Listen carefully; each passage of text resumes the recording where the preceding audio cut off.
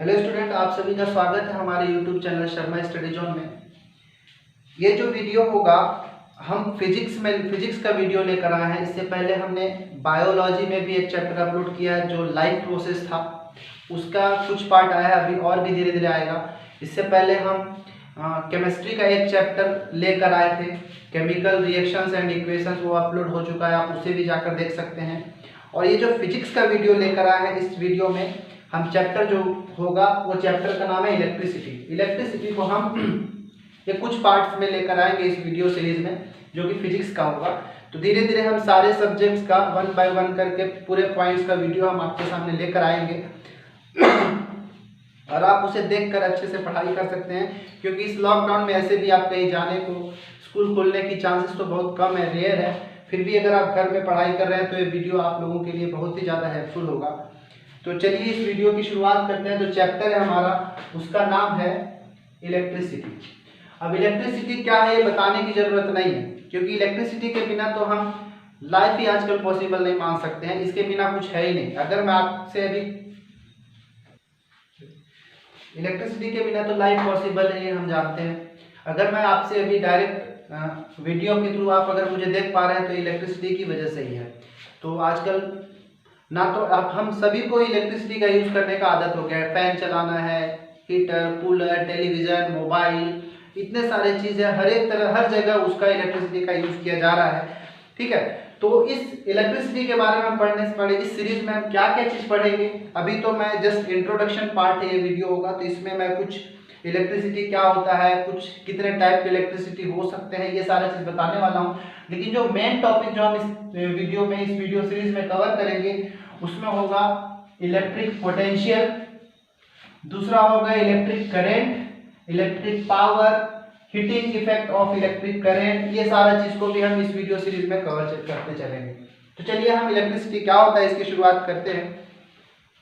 तो जैसे हम कई बार से देखते हैं, हम बचपन में भी करते आए, हम भी किए थे और शायद आप भी कर रहे होंगे, कि हमको पता है जब हमारा ड्राई हेयर जो है ड्राई होता है, हम अपने पेन को अपने ड्राई हेयर में रब करते हैं।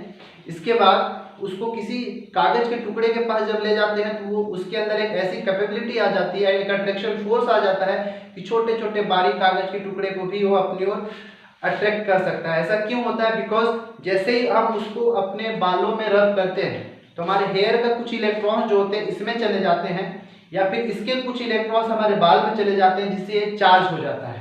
या तो पॉजिटिव चार्ज हो सकता है या नेगेटिव चार्ज हो जाता है। इसके बाद इसके अंदर एक एबिलिटी आ जाती है जिससे वो किसी भी छोटे पार्टिकल्स को, पेपर को अपनी ओर अट्रैक्ट कर सकता है।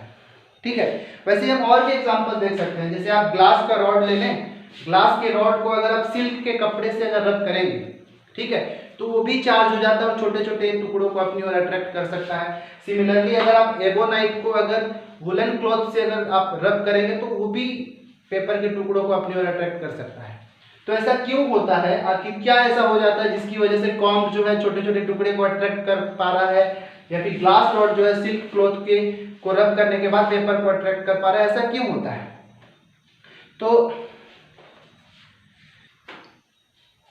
तो ऐसा क्यों होता है? तो बहुत सारे एक्सपेरिमेंट के बाद जो साइंटिस्ट लोगों ने एक्सपेरिमेंट किया तो ये पता लगाया कि दो तरह के चार्जेस होते हैं। कितने तरह के? दो तरह के चार्जेस होते हैं। मैं यहाँ पे लिख देता हूँ, charges are of two type. एक जो होगा पॉजिटिव चार्ज होगा और जो दूसरा होगा वो होता है नेगेटिव चार्ज। ठीक है, हमको पता है कि जितने भी मैटर्स बने होते हैं, जितने भी मैटर्स बने होते हैं फिजिक्स के केस में आप देख सकते हैं, तो वो प्रोटॉन और इलेक्ट्रॉन से मिलकर बने होते हैं।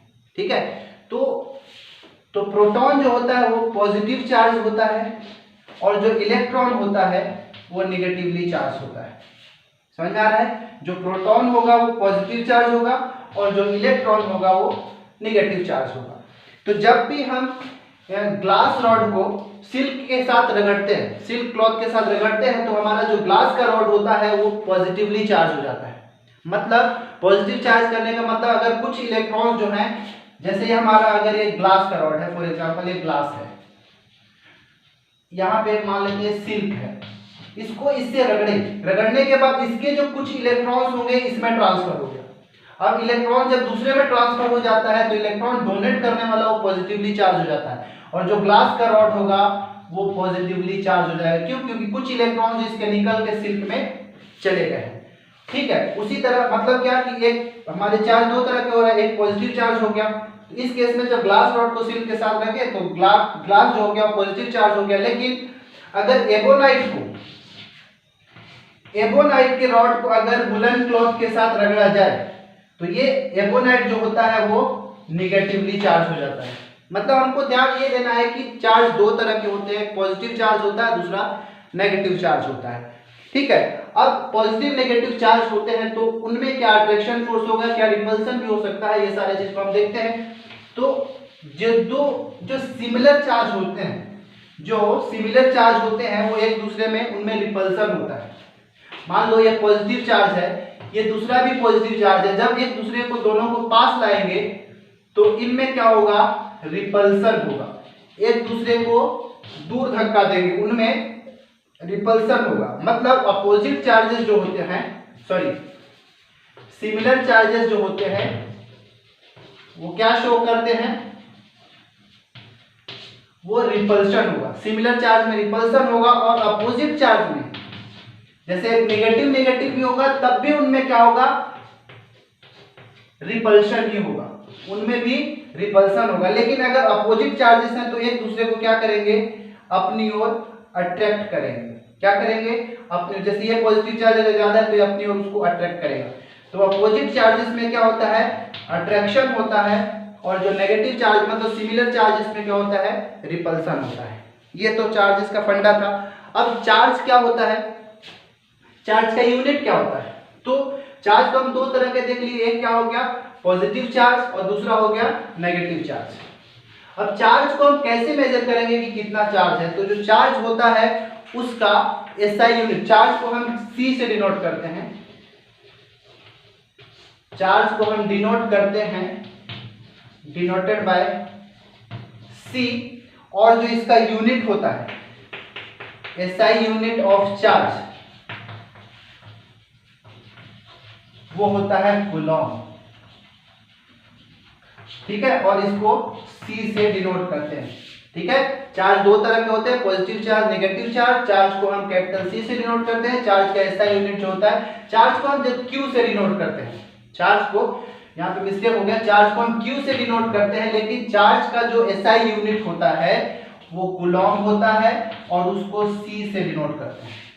ठीक है, तो हमने देखा कि चार्ज दो तरह के होते हैं।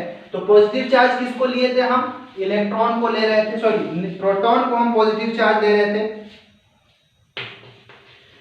प्रोटॉन जो है ये पॉजिटिव चार्ज, और जो इलेक्ट्रॉन होता है वो होता है नेगेटिव चार्ज।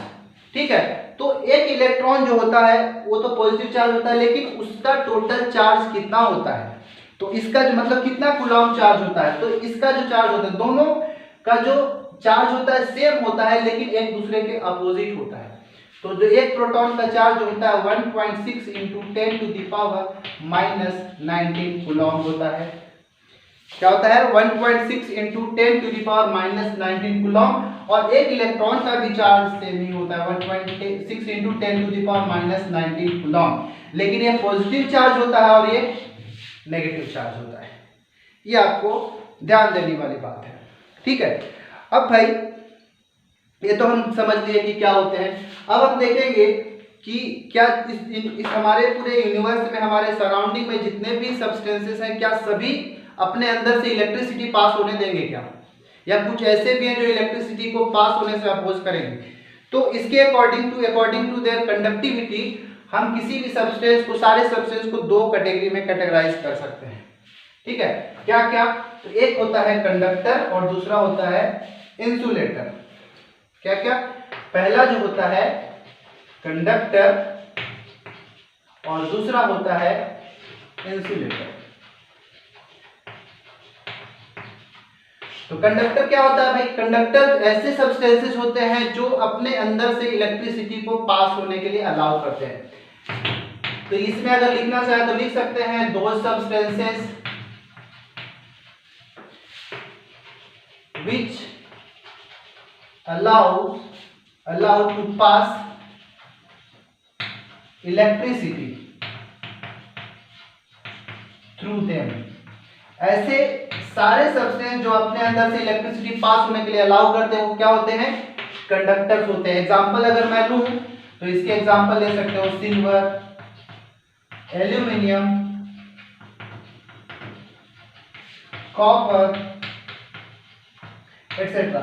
लगभग जितने भी मेटल्स होते हैं सब गुड कंडक्टर होते हैं, अपने अंदर से इलेक्ट्रिसिटी पास होने देते हैं। सबसे अच्छा जो कंडक्टर होता है वो सिल्वर होता है, आपको याद रखना है। Silver is the best conductor of heat as well as electricity. Insulator में अगर जाएंगे तो ऐसे सब्सटेंस जो अपने अंदर से इलेक्ट्रिसिटी को पास होने के लिए अलाउ नहीं करते, उनसे इलेक्ट्रिसिटी पास नहीं हो सकता, हम उनको क्या बोलते हैं, इंसुलेटर बोलते हैं। इसके अगर एग्जांपल देखना है तो मान लो लकड़ी हो गया, वुड हो गया, इसके बाद प्लास्टिक हो गया, प्लास्टिक के बाद रबर ले सकते हो, रबर के बाद एबोनाइट ले सकते हैं, एबोनाइट के बाद चाहे तो हम ग्लास ले सकते हैं, ग्लास के बाद हम चाहे तो बेकेलाइट ले सकते हैं। ये सारे चीज क्या होते हैं, इस सारे के सारे इंसुलेटर है, बिकॉज ये अपने अंदर से इलेक्ट्रिसिटी को पास होने के लिए अलाउ नहीं करते। तो ये सारी चीज देख लिए। अब अगर हम देखें कि भाई ऐसा क्या हो जाता है इन सारे में कि इलेक्ट्रिसिटी पास हो सकता है, ठीक है कि नहीं। इलेक्ट्रिसिटी पास होने का पीछे असली रीजन क्या है, चलिए हम वो भी बताते हैं भाई क्या होता है। तो सब्सटेंसेस क्या होते हैं, मतलब ऐसे सब्सटेंस, कई हमको पता है कि जितने भी मैटर्स होते हैं उसमें प्रोटॉन्स होते हैं। यहां पे लिख देता हूं, all matters are made of electrons,